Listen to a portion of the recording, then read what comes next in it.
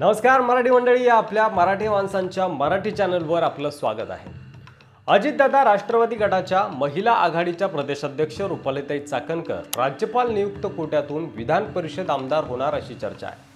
भाजपने यातून काय साधलंय आणि दादांनी काय गमावलंय याचाच आढावा आजच्या या व्हिडिओमधून आपण घेणार आहोत। रुपाली चाकणकर या मूळच्या दौंडमधल्या रयत शिक्षण संस्थेमध्ये साधना महाविद्यालयातून त्यांनी शिक्षण पूर्ण केलं।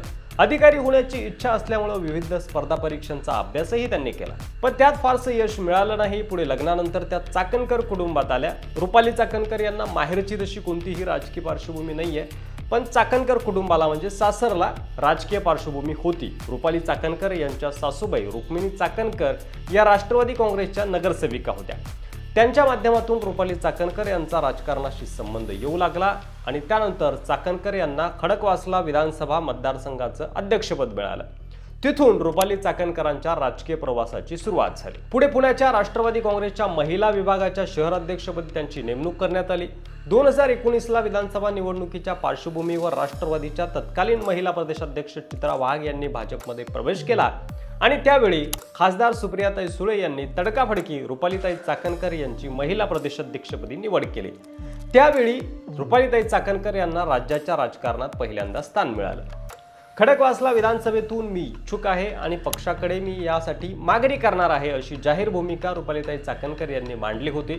भारतीय जनता पक्षाचे भीमराव तपकीर हे खडकवासला विधानसभा मतदारसंघाचे विद्यमान आमदार आहेत आणि त्यामुळे रुपालीताईच्या मागणीमुळे दादांची कोंडी झाली होती। भाजपकडे सिटिंग आमदार असलेली जागा कशी मागणार हा प्रश्न अजितदादांपुढे होता। सोबतच जागा मागितली तरी भाजप जागा सोडणार नाही अशी शक्यता होती। एका जागेसाठी आणि रुपालीताईसाठी युतीत वाद नको म्हणून रुपालीताई चाकणकर यांना राज्यपाल नियुक्त आमदारांच्या यादीत दादांच्या राष्ट्रवादीकडून स्थान मिळालंय अशी चर्चा सध्या आहे आणि त्याला भाजपने देखील ग्रीन सिग्नल दिलाय अशी माहिती मिळते। त्यामुळे भाजपने दादांच्या राष्ट्रवादीच्या महिला प्रदेशाध्यक्ष रुपालीताई चाकणकर यांना विधान परिषद आमदार करून भाजपने आपली एक विधानसभेची जागा सुरक्षित केली आहे। कारण विधानसभेला एक जागा महत्त्वाची आहे मुख्यमंत्री पदासाठी।